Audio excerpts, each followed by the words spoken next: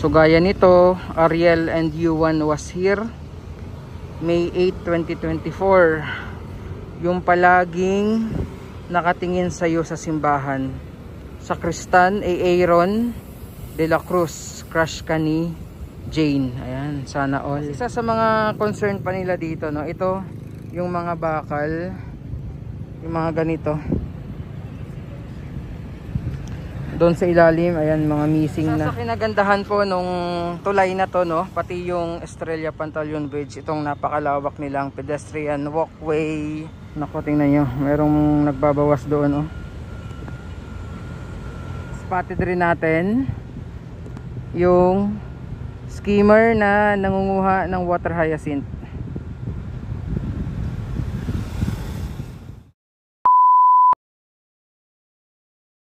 So, andyan yung ating mga river warriors, and kita nyo naman sako-sakong mga water hyacinth yung nakolekta nila as of 9:20 AM. So today po is Friday, June 21, 2024. So yung ating Ilog Pasig ngayon, no, wala masyadong kalat, pero dumami naman po yung mga water hyacinth or yung mga water lilies. Ayan po.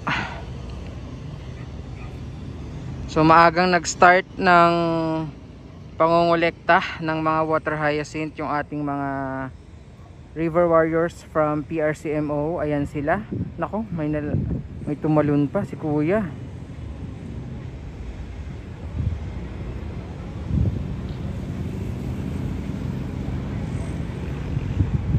Mga river warriors din yung naabutan natin doon sa San Juan River, pero ibang grupo naman po yon. Ito yung mga nakatoka dito sa may area na to ng Pasig River po. Ayan. So akyat tayo sa Intramuros to Binondo Bridge. Kamustahin natin. Tagal rin nung last update natin dito. Tingnan natin kung kompleto pa yung mga tornilyo. Dahil yun daw yung mga nawawala dito. Yun nga lang, may mga kalat. Mga pagkain siguro ng mga namamasyal.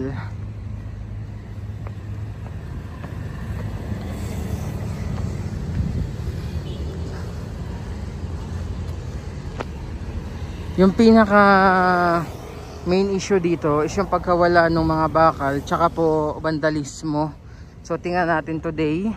Hindi kasi tayo dun pwede sa kabilang side since sarado yung hagdan dito dahil dun sa Esplanade.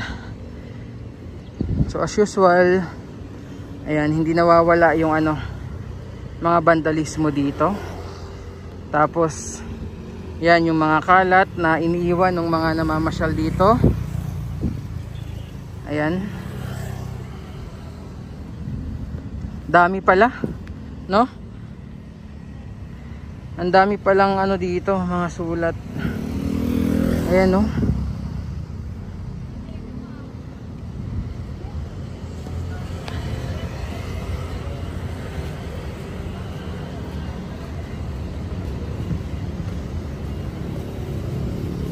Daming mga vandalismo.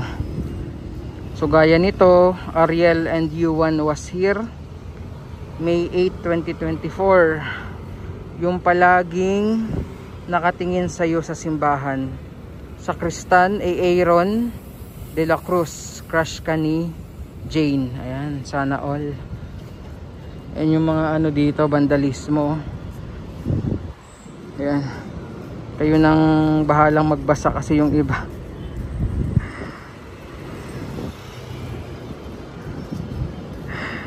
Daming sulat.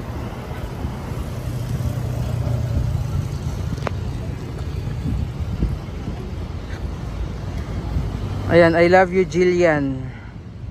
So yan, dami pa ring mga mga sulat dito. Ito pa.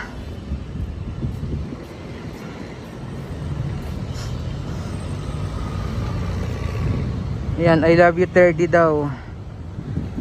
Ayan. So yung mga namamasyal dito, Talagang ano, parang mandatory na ata yung ano nila dito, pagsusulat. Dami. O, pasilip ko muna sa inyo yung ano, Pasig River natin today. Nakakatawa, no, dahil walang mga kalat, mga water hyacinth lang. At least hindi pa ganun katindi yung volume ng mga water hyacinth dito. Maganda yan. Okay na yung mga water hyacinth, wag lang mga basura. At least yan natural sa ilog Pasig natin. Barkadahan. Ayan. Tapos isa sa mga concern pa nila dito, no, ito yung mga bakal, yung mga ganito doon sa ilalim. Ayan, mga missing na.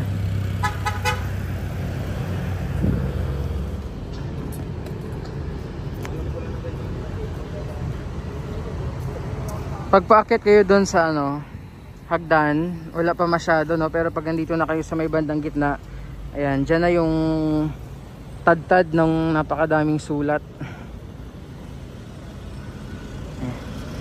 Dami, kasi dami talagang ano dito, tumatambay ng mga estudyante.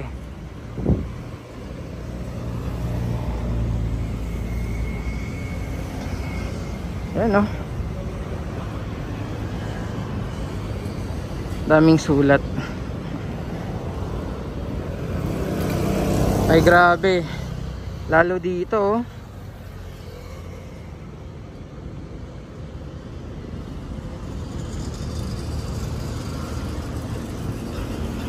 Ayaw nila ng ano, kulay puti lang. Gusto nila may mga sulat-sulat. So nakita nyo naman habang patawid na tayo dito sa may kabilang side, talagang hindi nawawala yung mga ano, sulat. Ay grabe, tindi, no. Ayan. Dami.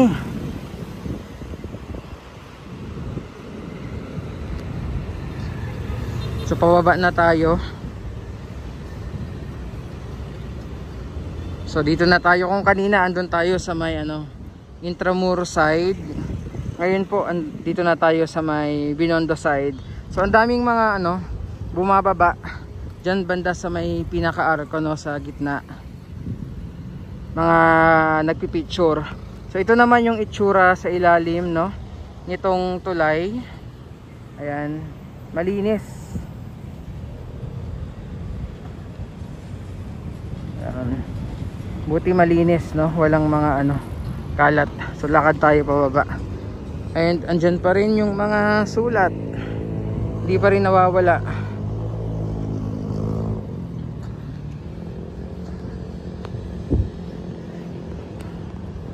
Kung makikita nyo yung view ng Binondo side, talagang purong mga building, matataas na mga building. Then sa may kabila, yung Intramuros side, ayan, wala gaano. So yung ating Pasig River Esplanade, nandun, no, yung pinakadulo ng phase 2. So hindi ko alam kung yung phase 3 ba ay idudugtong dito all the way to Fort Santiago, or papunta na sila doon sa may Arroceros Park. So abangan na lang natin, no, or baka may mga nakakaalam po.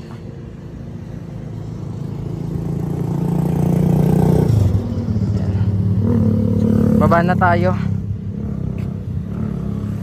As usual, ayan, hindi pa rin nawawala mga sulat. Isa sa kinagandahan po nung tulay na to, no, pati yung Estrella Pantaleon Bridge, itong napakalawak nilang pedestrian walkway. Kita nyo naman, no. Ayan. At syempre, safe na safe maglakad yung mga pedestrian, kasi kita nyo naman yung harang. Unlike sa ibang mga tulay, unlike sa ibang mga pedestrian walkway, no, hindi ka halos masagasaan ka na, no. This one is different. Sobrang sarap maglakad at ganda ng view dito pababa.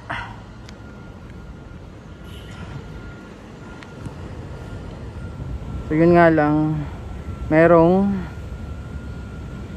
Nako, tingnan nyo, merong nagbabawas doon, oh.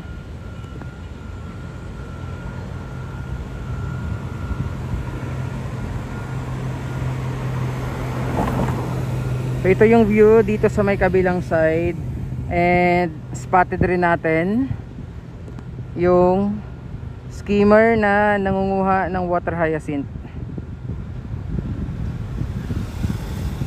Ayan. So dalawa yan, no? Dalawang skimmer yung nag-ooperate dito sa area na to, malapit sa phase 2 ng Esplanade. Andyan yung phase 2 lang. Yung mga floating solid waste collector system, yung nakita natin and in-update nung nakaraang araw, hindi natin nakikita pa yun, no, na nag-ooperate. Pero basically the same mechanism din dito sa skimmer, no? Parang merong nagaangat ng mga basura and water hyacinth galing dito sa Ilog Pasig, papunta mismo dyan sa bandang gitna ng skimmer. So andun pa rin, ang sarap pa rin ng pagbabawas ni Kuya. Ayan.